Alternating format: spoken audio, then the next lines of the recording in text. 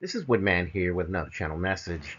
The term dark horse originates from horse racing, actually. It is an idiom or expression that refers to a horse that is not well known or is an underdog, making it hard to predict its chances of winning. The phrase has since evolved to describe someone or something whose potential is not immediately obvious, often surprising people by outperforming expectations.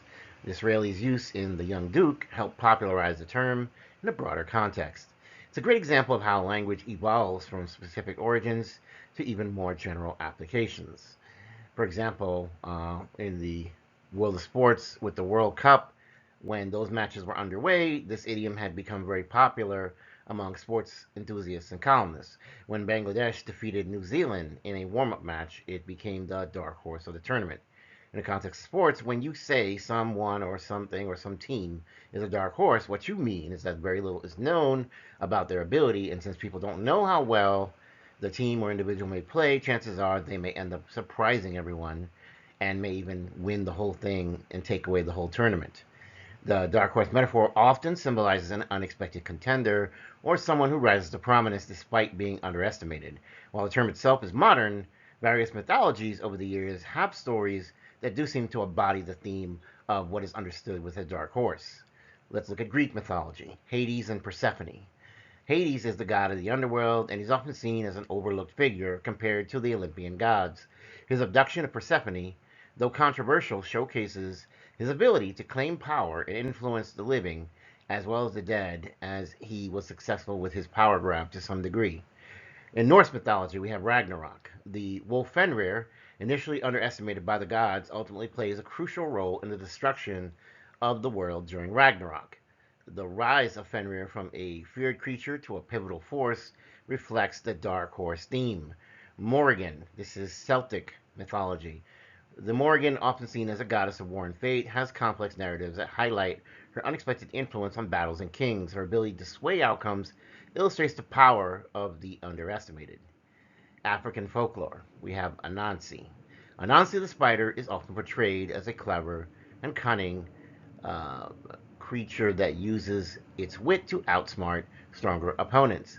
The stories of Anansi, of this deity of spiders, highlights the intelligence and strategy that also comes with sufficient brute strength. In Hindu mythology, we have Kali, who is viewed with fear, embodies destruction but also transformation. Her unexpected role in defeating formidable foes signifies the power of the seemingly dark or the fearsome. In Japanese folklore, we have Kuroko. Kuroko, the black cat, stagehands in traditional Japanese theater, represent hidden forces that shape the performance. Their understated role parallels the idea of the dark horse, contributing significantly behind the scenes. These stories illustrate the dark horse theme through characters of forces that defy expectations, emerging as powerful figures despite initial perceptions. Focusing on African folklore, we have Anansi the Spider, which is a beloved figure in West African folklore, renowned for his cunning and cleverness. In one popular Anansi tale, Anansi is tasked with retrieving stories from Nyame, the sky god, who possesses all the tales in the world. Determined to gain this treasure, Anansi devises a series of clever tricks. First, he offers to capture the fierce leopard, then the cunning hornets, and finally the great python. Each time he uses his wit to outsmart these formidable creatures, showcasing his resourcefulness and quick thinking. Once he captures the animals, Anansi presents them to Nyame, who is impressed by his bravery and ingenuity.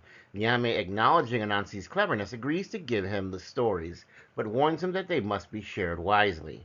Anansi is overjoyed and takes the stories back to his village, where he begins to weave tales that entertain and teach valuable lessons. Through his storytelling, he brings the community together, emphasizing the importance of wisdom and cleverness. However, Anansi's stories often come with moral lessons. In one particular tale, he becomes greedy and tries to hoard all of the stories for himself, believing he could gain more power. This leads to chaos as the villagers find themselves devoid of stories and wisdom. Realizing his mistake, Anansi learns that sharing knowledge enriches everyone and ultimately makes him a better storyteller. Thus, Anansi becomes a symbol of ingenuity, emphasizing that even the smallest and seemingly insignificant can achieve great things through wit and intelligence. If you've enjoyed this particular video, I would hope that you would like, share, and subscribe. If you're new here, welcome aboard. This is Safe Space. You're welcome. If you are returning, I love you so much. You make this channel great. I thank you again for your support. In the name of the Most High God, I wish you health, wealth, prosperity, and abundance, and blessings and protection if you so deserve it. Woodman signing off. Have a wonderful day, and maybe one that will surprise you too with a dark horse of its own. Thank you.